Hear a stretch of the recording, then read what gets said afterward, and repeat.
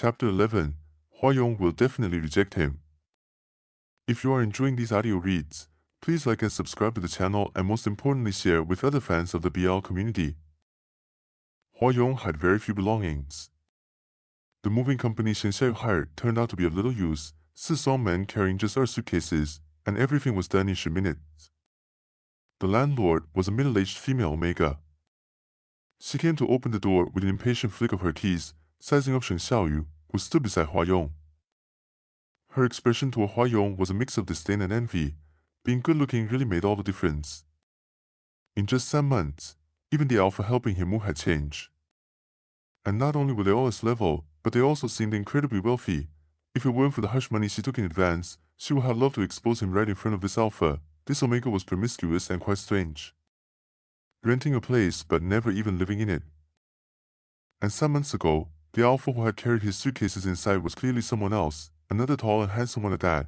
The small apartment Sheng Shaoyou had mentioned was anything but small.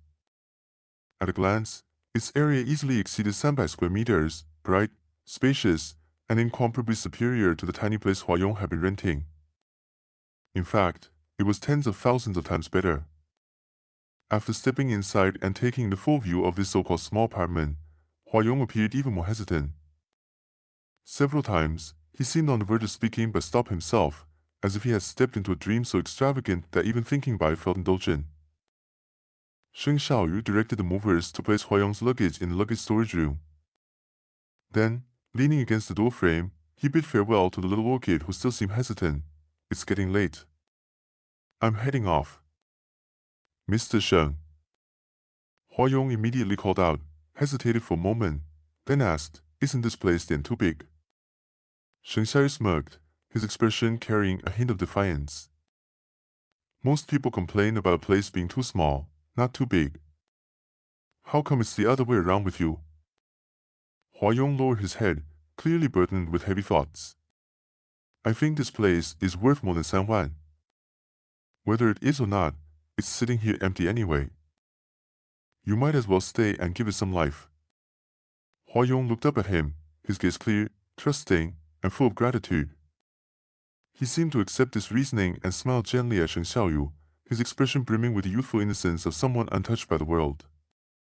"Thank you, Mr. Sheng."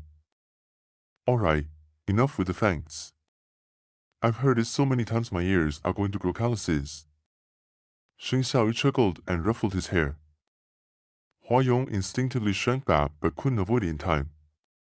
So in the end, he simply stopped dodging and stood still, letting Sheng Shaoyou ruffle his hair like he was a small, docile animal. That night, Sheng Shaoyou slept exceptionally well, like he had obtained a wonderful crown treasure and locked it away in safe where only he knew the password and held the key. The next time he saw Hua Yong was a few days later at a business banquet. The president of the Jianghu Chamber of Commerce was soon to be replaced. Not long ago, the previous president had suddenly passed away due to an acute illness, and the soon-to-be-confirmed successor took the opportunity to organize a social gathering, inviting the actual controllers of all member enterprises to attend as guests. On the surface, this was a private dinner, but in reality, it was a strategic event designed to publicly align Jianghu's business elites. The late president had been at odds with the new one for years. In the past, very few people within the Chamber of Commerce had been willing to attend the latter's events. But now, the situation had changed significantly. The old president was gone, and with him, his once commanding influence had naturally dissipated like clouds scattered by the wind. On this day, the new president's banquet almost gathered all the well-known and prominent figures in the business circles of Jianghu. Of course, this also included Sheng Shaoyou and Sheng Wenlang.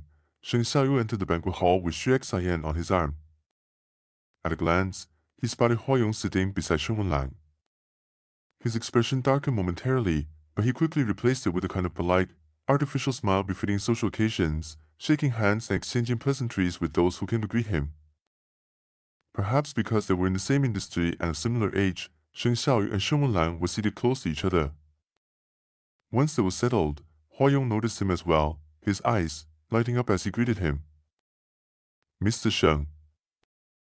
Sheng Shaoyou nodded and smiled. "You're here too?"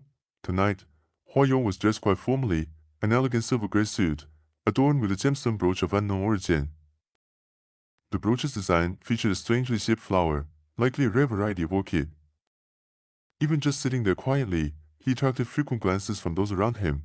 By contrast, the man seated to his left, Sheng Wenlang in his all-black ensemble, looked downright jarring.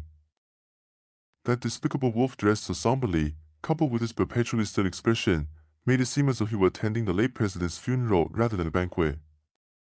It was Xu Exan's first time accompanying Sheng Shaoyou to such a formal event, and she was visibly excited. When she spotted the familiar and stunningly beautiful Omega sitting across from them, her heart couldn't help but skip a beat. Hua Yong was even more beautiful in person than in photos. From a social distance, his skin appeared almost translucent, without a single pore visible on his face. Unlike those whose beauty relied on makeup for enhancement, his was entirely natural, radiating a rare innocence. He was a true, breathtaking beauty. He himself was completely unaware of just how stunning he was.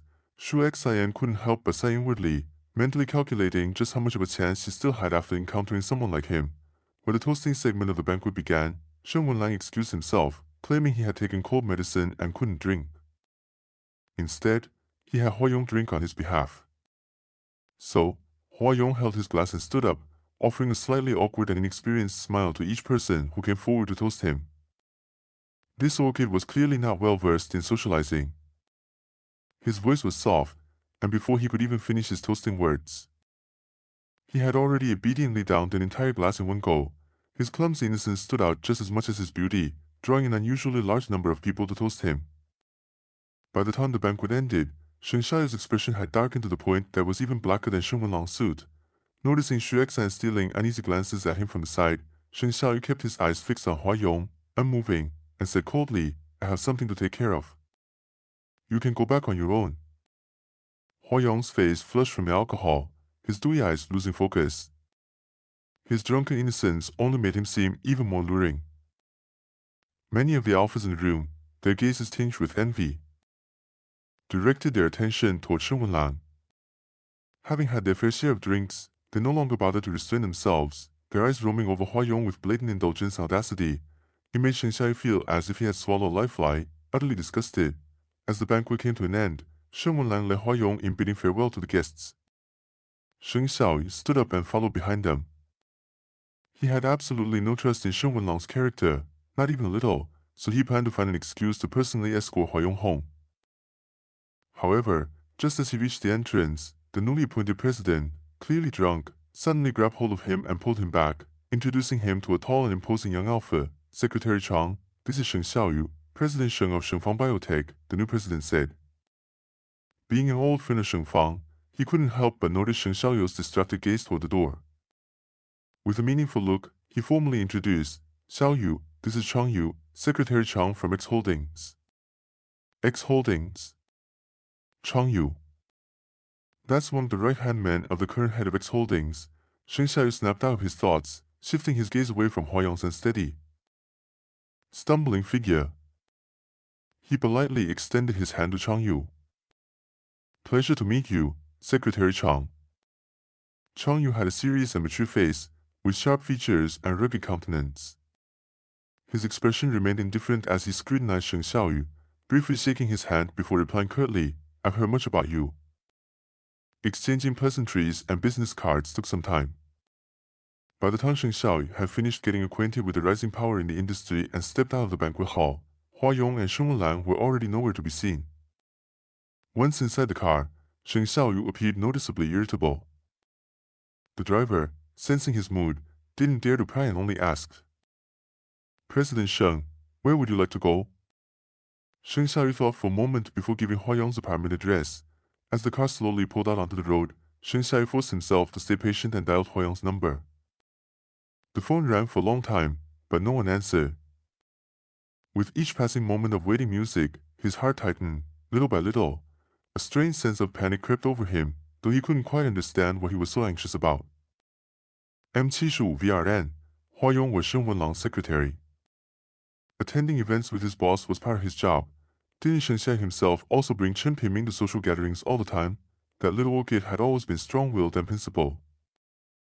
He knew exactly how to reject other alphas.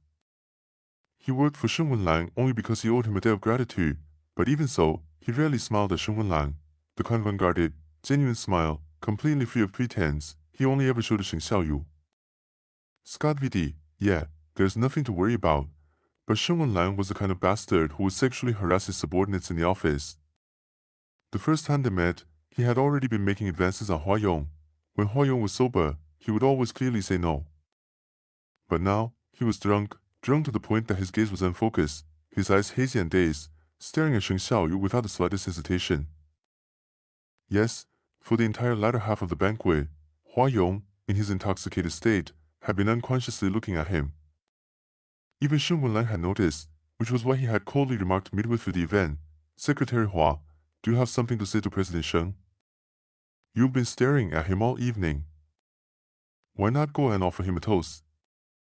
Hua Yong's face seemed to flush slightly, and he immediately grabbed his wine glass and stood up.